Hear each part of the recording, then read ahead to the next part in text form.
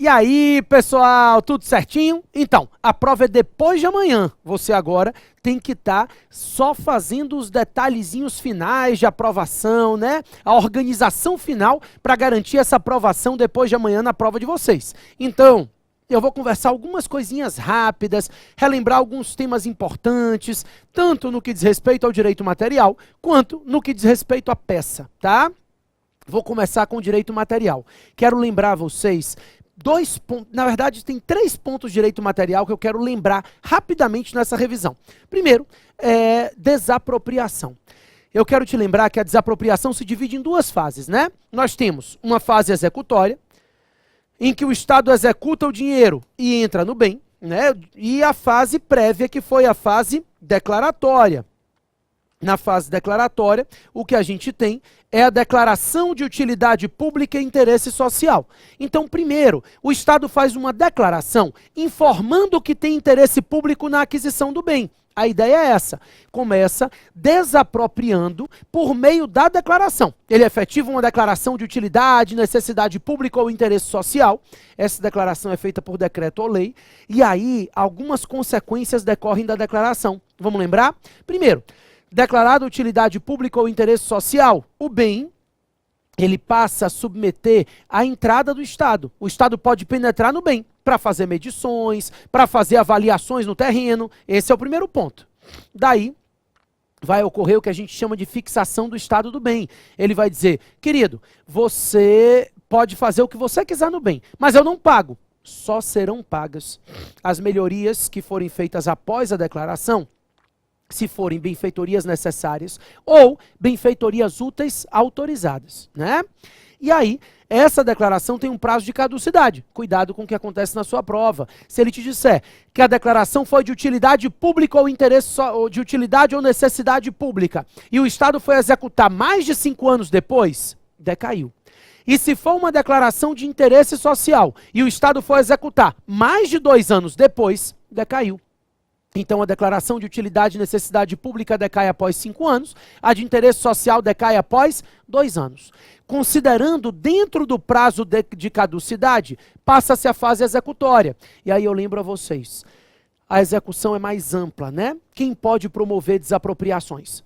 Entidades da administração direta, da administração indireta, consórcios públicos e concessionárias de serviço público. Então, havendo previsão em lei ou contrato, as concessionárias de serviço público também podem promover desapropriações. Propõe a ação, o particular vai contestar o feito. Eu te lembro que a matéria de contestação é limitada, né? Ele pode discutir vício processual, mas no mérito, a única matéria de defesa admitida aqui é o valor indenizatório. Então, a única coisa que ele pode alegar em sede de defesa, no mérito dessa ação, é o valor da indenização. Ele pode achar que a indenização está pouca, então isso ele pode fazer.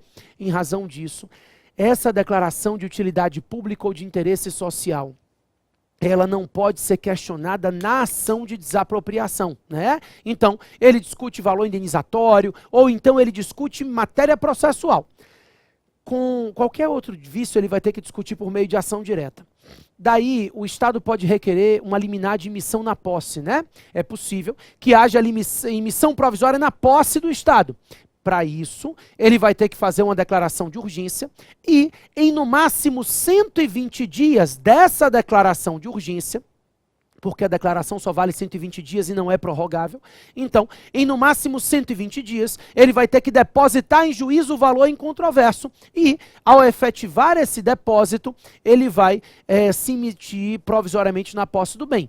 Nesse caso, o particular tem direito a levantar 80% do valor depositado. Mas tem um ponto importante. Eu lembro a vocês que o Decreto-Lei 3365, ele estabelece que, caso o particular, o proprietário, queira levantar 100% do valor, ele pode. Mas se ele levanta 80% ou 100% do valor, considera-se que ele concordou. E aí, o juiz termina o processo ali considerando que houve um acordo, tá? Se ele quiser continuar discutindo o valor indenizatório porque ele está achando pouco, aí ele só pode levantar 80% do valor depositado. Nesse caso, ele levanta 80% e 20% fica como garantia do juízo. No final do processo, com a sentença final transitada em julgado, ocorre a aquisição da propriedade pelo poder público.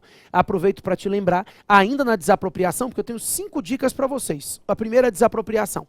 E aí, ainda na desapropriação, eu lembro a vocês que no direito administrativo brasileiro existe o que a gente chama de direito de extensão.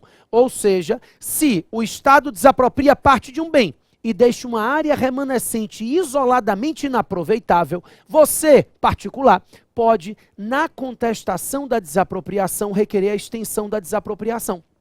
Dizer, ó, essa areazinha aqui não me serve de nada. Então, meu querido, leve tudo e me indenize por tudo, tá? Essa é a ideia do direito de extensão. O particular pode requerer que o Estado estenda a desapropriação ao restante do terreno. Estamos entendidos? Ótimo. Daí, eu ainda tenho um outro ponto para conversar com vocês. O segundo, vamos falar um pouquinho de responsabilidade civil do Estado, bem rapidamente. E aí, quando eu falo de responsabilidade civil do Estado, eu quero lembrar que o 37, parágrafo 6º, ele prevê que as pessoas jurídicas de direito público e as pessoas jurídicas de direito privado que prestam serviço público respondem objetivamente pelos danos que seus agentes causarem a terceiros, resguardado o direito de regresso em face do agente em caso de dolo ou em caso de culpa. Então, a responsabilidade do Estado é objetiva, a responsabilidade do agente é subjetiva. Quais são os detalhes que eu quero que você tome cuidado? Primeiro, empresas estatais. Lembre-se que as empresas públicas e sociedades de economia mista somente vão seguir essa responsabilidade objetiva pública se elas forem prestadoras de serviço público. Porque a gente sabe que as empresas estatais, elas podem ser criadas ou para prestar serviço público ou para explorar atividade econômica. Se a empresa estatal presta serviço público, não tem discussão. Pessoa jurídica de direito privado que presta serviço público, responsabilidade objetiva. Se a empresa estatal explora atividade econômica, aí a responsabilidade dela vai ser regida pelo direito privado. Então, a responsabilidade pública, as regras do 37, parágrafo 6º, a teoria do risco administrativo, não se aplica a empresas estatais exploradoras de atividade econômica. Por quê?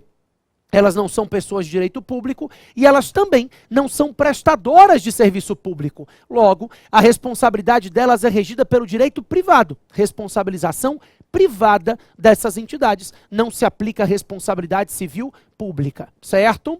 Daí, conversei isso com vocês na aula interativa, quem estava lá ontem vai se lembrar. A ação de reparação civil em face do Estado prescreve em 5 anos, artigo 1º do decreto 20.910 e artigo 1º-C da lei 9494. Mas a ação em face do agente prescreve em 3 anos. O agente público não se confunde com a fazenda pública. Logo, se aplica a ele o artigo 206, parágrafo 3º, inciso 5º do Código Civil, e as ações de reparação civil em geral, que é o que a gente vai usar para o agente público, tem prazo prescricional de 3 anos, certo? Então, 5 anos contra a fazenda pública, 3 anos, ação de reparação civil em face do agente, ação de regresso em face do agente, tem prazo prescricional de 3 anos. Ainda na responsabilidade civil, eu quero lembrar vocês que nas situações de custódia, a responsabilidade do Estado é objetiva. Isso vale também nas situações de extensão da custódia, né? Mas tome cuidado com o suicídio de preso. O entendimento do STF é que nas hipóteses de custódia, a ideia de incolumidade física do preso, a proteção à incolumidade física do preso, inclusive no artigo 5º da Constituição, abrange a defesa do preso até contra ele mesmo. É o que entende a jurisprudência do STF. Por isso, nas situações de suicídio de preso, a responsabilidade do Estado é objetiva pelos danos causados. Então, o Estado responde objetivamente nas situações em que o dano é causado em virtude de uma situação de custódia, e isso abrange também as hipóteses de suicídio de presos, tá certo? Mais um último detalhe sobre responsabilidade civil é a questão da licitude e ilicitude da conduta. A gente conversou que a responsabilidade do Estado é objetiva, seja a conduta lícita ou ilícita.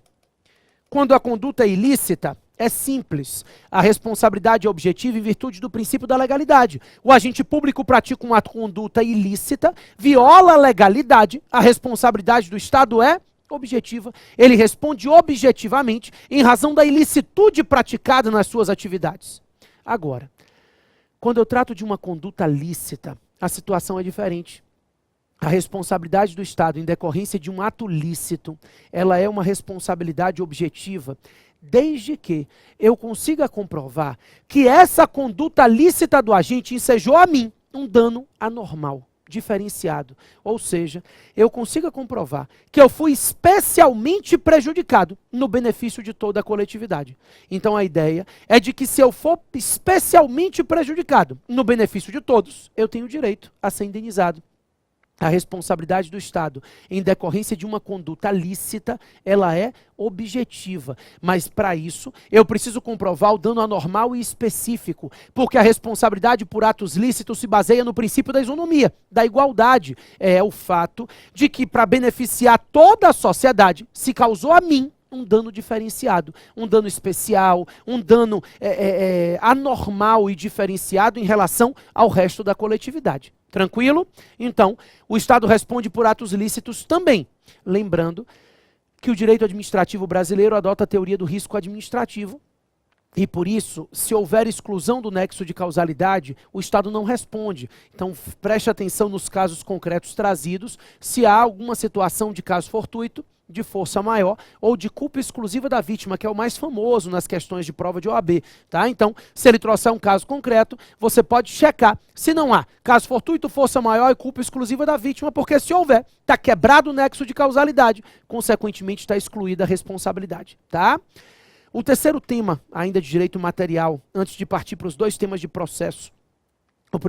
O terceiro tema de direito material, improbidade. Tema da moda, né? Tem caído nas últimas provas todas, a gente não sabe o que vem por aí, mas a princípio, eu lembro a vocês que a ação de improbidade, ela tem natureza civil, né? Uma ação civil pública, e ela é proposta pelo Ministério Público ou pela pessoa jurídica lesada.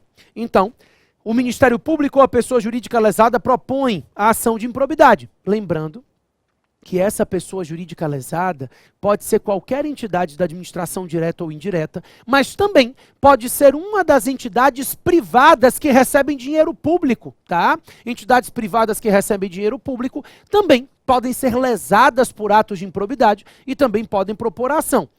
Quando a ação for proposta pela pessoa jurídica lesada, o Ministério Público atua como fiscal da lei.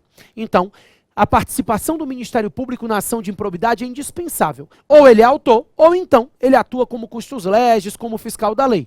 O réu da ação de improbidade, o agente público, e também o particular, que concorra, induza ou se beneficie, direto ou indiretamente, da prática desse ato. Então, além dos agentes públicos, qualquer particular que esteja concorrendo, induzindo ou se beneficiando direto ou indiretamente da prática do ato de improbidade, também responde perante a lei. A lei de improbidade, ela não se limita aos agentes públicos, ela abrange todos os particulares que de alguma forma tenham concorrido, induzido ou se beneficiado da prática do ato de improbidade. Então, todos esses particulares também respondem perante a Lei 8429 de 92, tá? Lembrando a vocês que quando a ação é proposta, antes do juiz decidir se ele vai ou não receber a petição inicial, ele deve notificar o acusado para que esse acusado possa apresentar uma defesa prévia no prazo de 15 dias. Então, o juiz não sabe se ele vai ou não receber a petição inicial ainda. Antes de fazer essa análise, ele notifica o acusado para que o acusado apresente uma defesa prévia no prazo de 15 dias. O que esse acusado vai tentar é fazer com que o juiz rejeite de plano a petição inicial, né? Ele vai tentar convencer o juiz de que não houve ato de improbidade efetivamente. E aí, se o juiz indefere a petição inicial, cabe apelação. E se o juiz deferir a petição inicial, cabe agravo de instrumento, né? O que é uma novidade para a gente. Eu ainda lembro que nas ações de improbidade não se admite nenhuma espécie de transação, acordo, delação premiada, acordo de leniência, nada. Nenhuma espécie de conciliação é admitida no bojo da ação de improbidade administrativa. ok? Por fim, é importante a gente relembrar algumas coisas. Nós hoje temos 4 espécies de atos de improbidade. Os atos de improbidade que geram enriquecimento ilícito do agente. Os atos de improbidade que causam dano ao erário. Os atos de improbidade que atentam contra princípios da administração.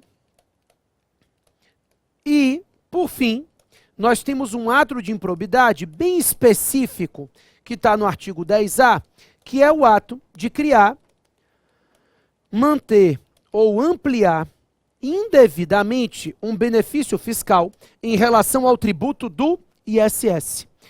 Pessoal, preste atenção que a configuração do ato de improbidade não depende do dano efetivo ao erário, né? A lei regulamenta que, com ou sem dano efetivo, se houver a violação a um princípio, por exemplo, por si só, já estará configurado o ato de improbidade. Então não precisa haver um dano efetivo, um dano patrimonial, porque a violação a um princípio da administração, por si só, já se configura um ato de improbidade administrativa, tá? Além disso, eu relembro a vocês que, no caso de atos de improbidade que causam dano ao erário, a lei permite que esses atos estejam configurados a título de dolo ou culpa. Nos outros casos, é necessária a demonstração do dolo. Então, se o ato de improbidade é um ato que causa prejuízo ao erário, então esse ato pode ser doloso ou culposo. Se o ato de improbidade não causa dano patrimonial ao erário, não causa prejuízo específico ao erário, aí eu preciso comprovar o dolo, a má-fé do agente. Para que se configure o ato de improbidade que não cause dano ao erário, eu preciso comprovar essa má-fé, esse dolo. Moleza? Perfeito. Com isso entendido, pessoal, eu quero ainda que vocês saibam, e aí eu vou partir para o meu quarto ponto de conversa, que já não tem mais a ver com direito material, é relembrar a vocês o cabimento das ações. Bem rapidamente, a gente combinou que, a princípio, existem 3 ações básicas para a gente tomar cuidado, que são a ação de habeas data, mandado de segurança e a ação de procedimento comum, e, por fim, a ação popular, tá? Essa fica fora do esquema porque, primeiro eu tenho um esquema de 3 ações que vão sendo analisadas numa ordem de gradação. Se couber habeas data é ele, se não couber mandado de segurança, se não couber ação de procedimento comum. Então a gente vai seguir essa linha. A Lei 9.507, que é a lei que trata do habeas data, regulamenta que ele vai ser cabível sempre que houver a violação ao direito à informação. Então, necessariamente, a questão tem que deixar clara a violação ao direito à informação. Mas não é qualquer informação. São informações acerca da pessoa do impetrante. O que existe aqui é a violação ao direito à informação acerca da pessoa do impetrante. Esse é o raciocínio. Ou seja, esse sujeito, ele pretende propor ele pretende obter uma informação acerca da pessoa dele, ou retificar essa informação, que está lá uma informação equivocada, ou acrescentar. Nesses casos, ele precisa primeiro tentar administrativamente. A lei diz que tem que haver uma recusa, ou expressa ou tácita. Não é o esgotamento da instância administrativa, é só a recusa. Ele tentou e a administração pública não prestou as informações em 10 dias, ou então negou. Ou nos outros casos, ela não retificou e nem acrescentou as informações em 15 dias, ou então ela negou. São as 2 possibilidades. Ou ela não prestou as informações, tem 10 dias para isso, ou então ela fez a negativa expressa. No caso de retificação e acréscimo, 15 dias, presume-se recusa tácita, ou então a recusa foi expressa, tá? Lembro ainda que se não for direito à informação acerca da pessoa dele, mas for qualquer outro direito líquido e certo violado, aí ele parte para o mandado de segurança. O mandado de segurança é cabível sempre que houver a violação de um direito líquido e certo, né? Não amparado por habeas data, porque se couber habeas data, não cabe mandado de segurança. A gente vai optar pelo mandado de segurança quando se tratar da violação de um direito líquido e certo não amparado por habeas data. E aí, pessoal, o que a gente tem que lembrar do mandado de segurança? 6 requisitos básicos para que ele seja cabível. Primeiro, direito líquido e certo. O que significa dizer prova pré-constituída. No mandado de segurança, a prova tem que ser documental. Não se admite prova testemunhal, pericial, preste atenção, que pode haver discussão em relação à matéria jurídica. O que não pode haver é discussão em relação à matéria fática. Essa tem que estar provada documentalmente. Primeiro requisito, prova pré-constituída, não há necessidade de perícia, de testemunha, nada disso.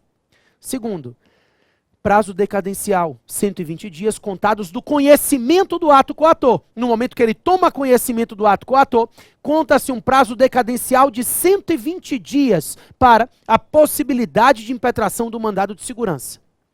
Terceiro requisito, o mandado de segurança não é cabível contra ato de gestão comercial. Quarto, não é cabível se for lei em tese, lei geral e abstrata.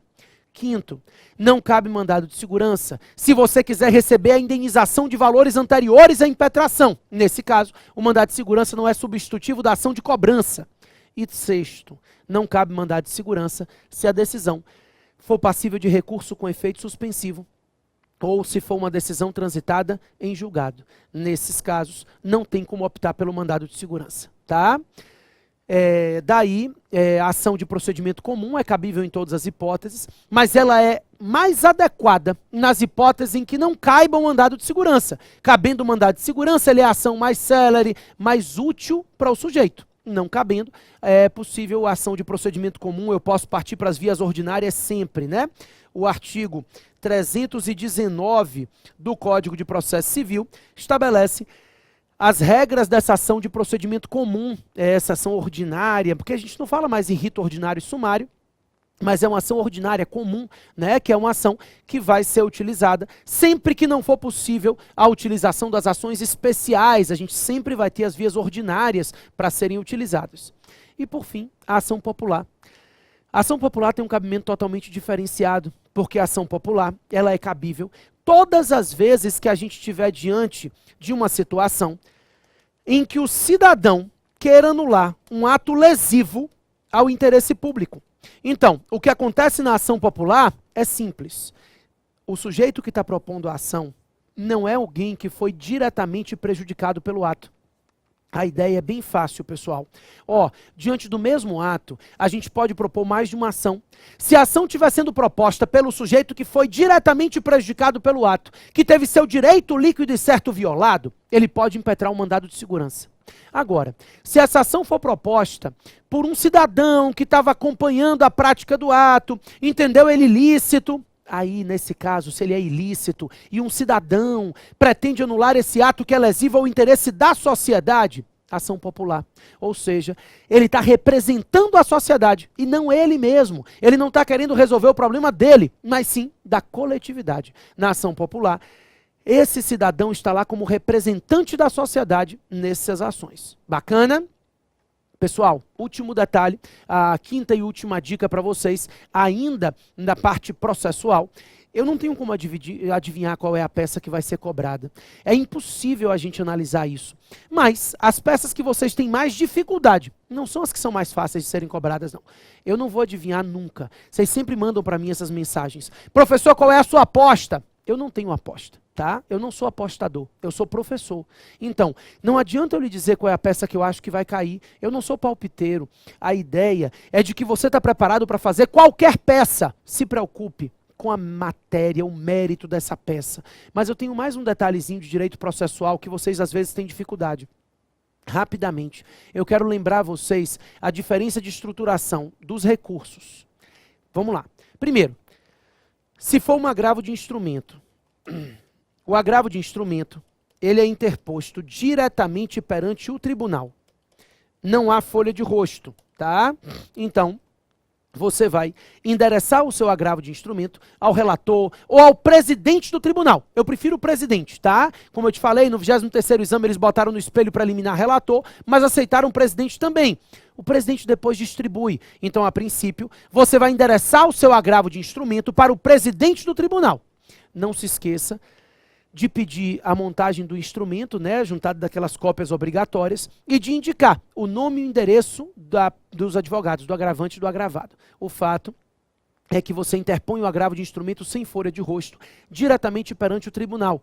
Tem uma decisão interlocutória a ser questionada, e você agrava dessa decisão interlocutória. A decisão não terminou o feito, você agrava e o processo continua correndo aqui embaixo. Então esse agravo de instrumento não tem folha de rosto, por isso você vai para o tribunal discutir aquela decisão e o processo segue o seu curso. Na apelação e no recurso ordinário é diferente. Na apelação e no recurso ordinário, você interpõe o agravo com uma folha de rosto perante a autoridade julgadora.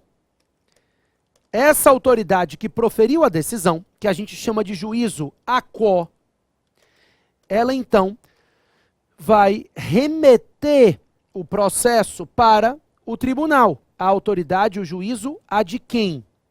Então, nesse caso, você apresenta a folha de rosto perante a autoridade que proferiu o julgamento, né? Fulano de tal, nos autos do processo número tal em que litiga com fulano de tal, vem apresentar apelação ou recurso ordinário. A diferença é que a apelação vai ser usada quando a decisão final for uma sentença proferida por um juiz, e o recurso ordinário vai ser utilizado quando a decisão for um acórdão proferido por um tribunal, originariamente. Ou seja, o tribunal julgou originariamente aquela decisão, então você vai recorrer ordinariamente. O recurso especial e o recurso extraordinário também tem folha de rosto. Você só precisa se preocupar porque aqui você vai apresentar a folha de rosto também perante o juízo aquó e vai pedir recebimento e remessa. Porque no recurso especial e no recurso extraordinário, o juízo aquó, ele faz um primeiro juízo de admissibilidade e recebe o recurso para depois remeter, o que não há na apelação e nem no ROC, tá? Depois, você encaminha para o juízo ad quem?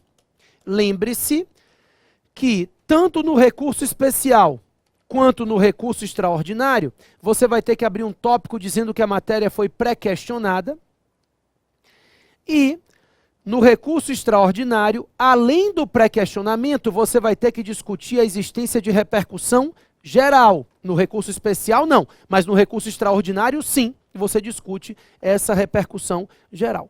Bacana? Ótimo. Pessoal, espero que eu tenha ajudado. De verdade. Daqui até depois de amanhã, o que você tem que fazer é treinamento.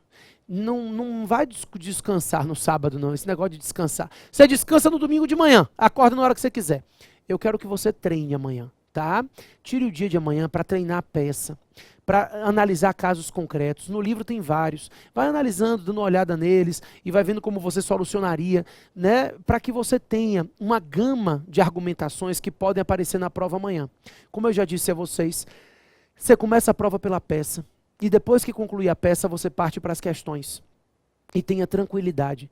Vai acontecer alguma coisa de ruim com algum de vocês, tá? Eu não posso imaginar que a prova vai ser sensacional, que o dia vai ser o dia da vida de todo mundo. Não, vai ter gente acordando de mau humor, vai ter gente chegando atrasado, trânsito infernal. Vai acontecer problemas. Não com todo mundo, mas com alguns. Cuidado, para que eles não atrapalhem a sua estruturação, né? A sua estrutura na hora da prova. Você precisa ter estrutura emocional para fazer uma boa prova. Porque se você não consegue colocar no papel tudo aquilo que você aprendeu, você não se sente bem, né? A ideia é sensação de dever cumprido. Tem gente que se preparou melhor, tem gente que se preparou menos, cada um teve o seu tempo e a sua possibilidade de preparação. Consiga colocar no papel tudo o que você aprendeu, porque isso já é muita coisa e certamente você vai conseguir sua aprovação. Pessoal, eu confio em vocês e no dia da prova, eu estarei em pensamento com vocês. Depois, quando a prova chegar na minha mão, eu vou fazer a correção dela e a gente vai estar aqui falando do gabarito extraoficial e eu vou passar para vocês qual é a minha percepção acerca da prova logo depois que ela tiver sido concluída, tá certo? Então, às 19 horas de Brasília, no domingo, a gente se encontra no gabarito extraoficial no SERS. Bacana? Valeu, galera!